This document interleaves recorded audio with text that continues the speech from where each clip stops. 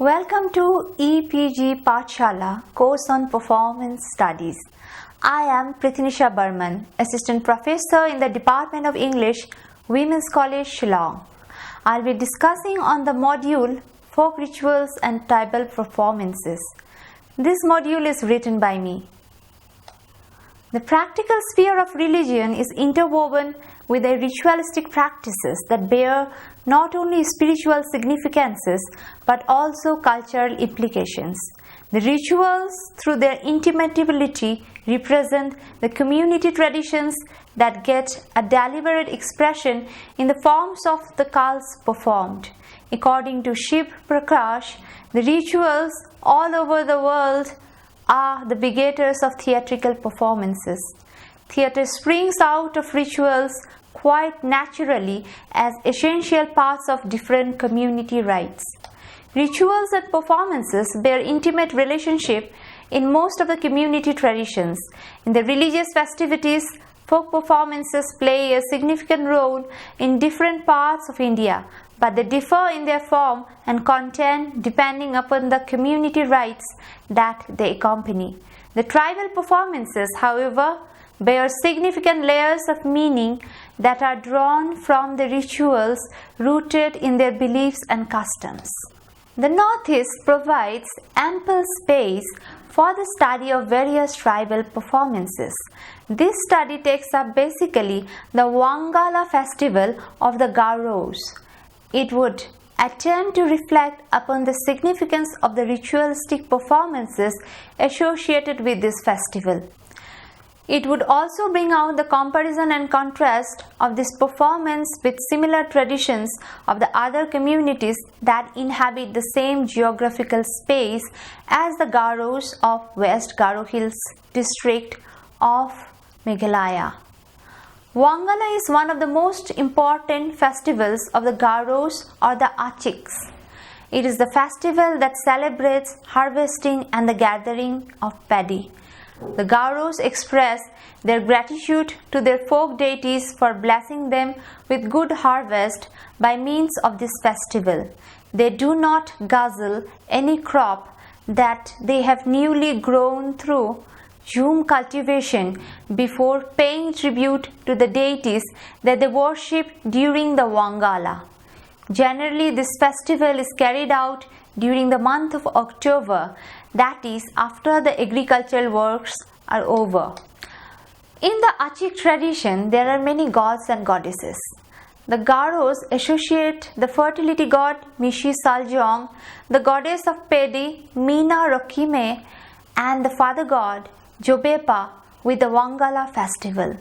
The Garos believe that these gods and the goddess remain present among them while they celebrate Wangala.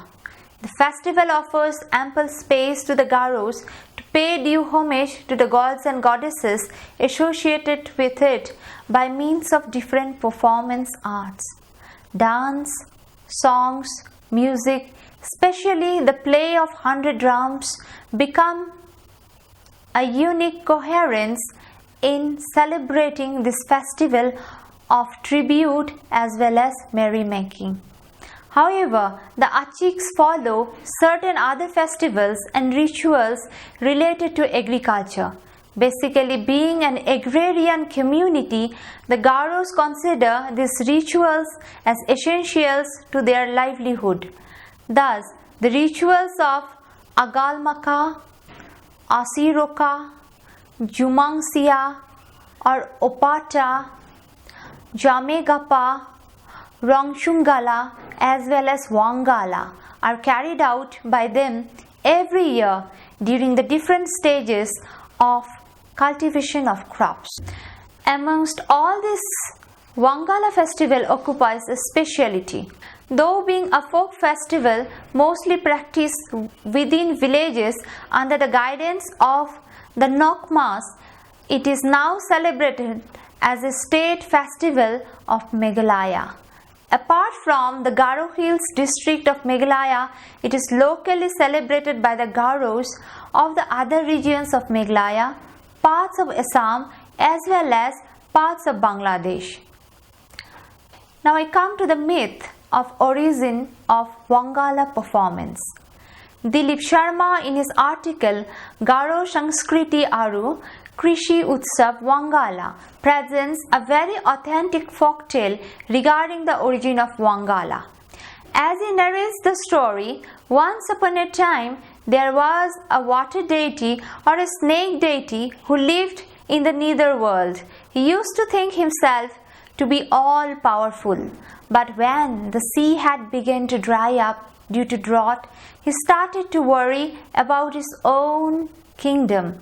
He realized that besides him there are other forces of nature that need to be satisfied. He arranged a big festival and called on everyone inside as well as outside of his territory. All the arrangements were complete, but no one, including him, could attend the ceremony due to some unknown reason. However, the rituals of the festival went on automatically. Nature herself had arranged everything. Human effigies were made of sands. The bamboo logs were used as drums, while the leaves clapped rhythmically and the bamboo twigs played the flutes. The white wagtail danced around the platform. The python was decorated with polka-dotted tattoos around his body. Crabs were sacrificed for the deities. In this way, the festival was carried out in the nether world, which set up a tradition for the Garos. Most of the Garos still believe in this folktale as the origin of Wangala. During the festival, they carry out the exact rituals and performances associated with them. Following the folkloric performances, they had invented the dance form of the Wangala festival. They believe that it was the white wagtail who taught this dance form to the Achik. During the folkloric Wangala, this bird is believed to have danced hilariously, moving forcefully her limbs at the rhythm of the bamboo drums and flutes. Later, she had taught this dance form to the Garo ladies who could imitate her choreography quite precisely. Similarly, the bamboo beats, the Garo males had learned the drum beats that they played in Wangala arranged by the humans. Imitating the bamboo logs, they made different kinds of drums. Now, rituals and performance. The rituals of Wangala also follow the same tradition. Even now, crabs are sacrificed in the honor of the deities associated with agriculture. The rituals are, however, carried out in the house of the village headman known as Nokma. Each Garo village is headed by a different Nokma. On the first day of the festival, people gather in the house of the Nokma. Rice is scattered all over the floor over which the dancers have to dance. They move their body quite forcefully yet rhythmically. The dance is energetic as well as graceful at the same time. The Nokma also performs a special dance known as Grika. He uses a spear and a shield as his dance prop. He also burns an incense near the main post of the house that is known as Maljuri. If the fumes rise up towards the sky, it is believed that the coming year the harvest would be quite bountiful. The performance is closely followed by merrymaking along with the drinking of rice beer specially brewed for this ceremony. Another performance follows shortly. This performance is basically headed by the Kamal or the head priest. He wears a special kind of attire and is followed by the Nokma wearing a similar kind of costume. The others soon follow them and dance till the nightfall. The dancers also perform from house to house within the village boundary. Sometimes it continues even till midnight. Now I would like to talk about the forms of Wangala dance performance. As Barbara Sangma cites from M.N. Sangma's Maniyani Bidik, there are 50 dance items that are performed in Wangala. In some of the dance items, only men or only women performers perform the dance. But in some cases, both the men and the women can participate. One of the most popular dance items of the Wangala is the Grika dance. This dance form celebrates the victory of a warrior. The main dancer performing Grika wears the costumes of a warrior and enacts the steps of war. He also boasts of his victory and praises his heroism in front of everyone, assuming that he is a real warrior who has recently defeated his enemies to protect his clan. Normally, the Nakma acts as this hero and performs Grika. Dance and music performance. Wangala is rich not only in its dance items but also in case of musical instruments. Different kinds of drums as well as flutes are played in this festival. Kram, natik, rang are the instruments that are used during the Grika dance. As pointed out by Rumi Sharma Barthakur, the Wangala drummers specially use the Dadigipa, Rikugipa, Konchangchagipa, Ogrigipa drums. These drums are quite larger than the usual drums known as krams. These are about 4 feet long and are made of wood and leather. The drum that holds the first position is called the Dagigipa drum. Wangala performances begin with the beating of this drum. Rikangipa or Chongchanggipa and Ogrigipa occupy the second and the third positions respectively. The other drums are played only after the introductory performance made by the 3 drummers playing these 3 main drums. Barthakur in her article Garohakalar Hamas Aru Hangskriti Eti Alusona quotes the rhythms of the 3 drums as Ding Dadi Kitmita Namil Jateng Kimita Chambil Gangdang Mechanga Debagong Chenga and Nangni Jikopa Ding Thang Angni Jikupa Ding Thang respectively. However, the third drum, that is the Ongrigipa, serves as the bass drum of the composite rhythm. The secular Wangala, the Asanang celebration. The Wangala festival may continue for several days. Time periods vary for each village depending on the capacity of the villagers to afford it.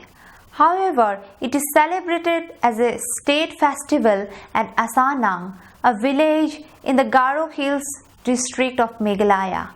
This celebration starts only after the village Wangala festival and it continues for 3 days with a special 100 drums played together on a particular day.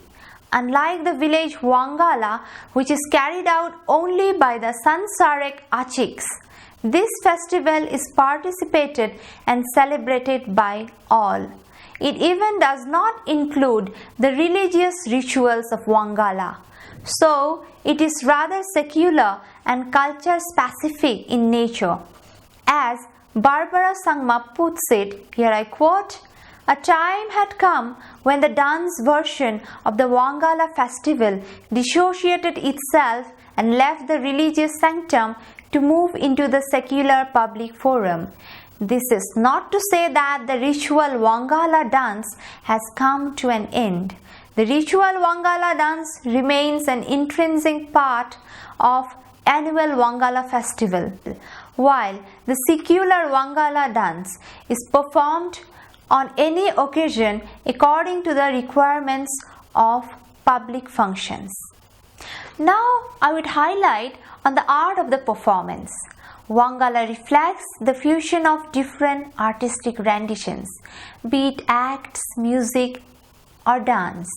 The play of the drums, one following the other, and then the mixed rhythm of the harmony of all musical instruments makes it a gallery of exuberant melody.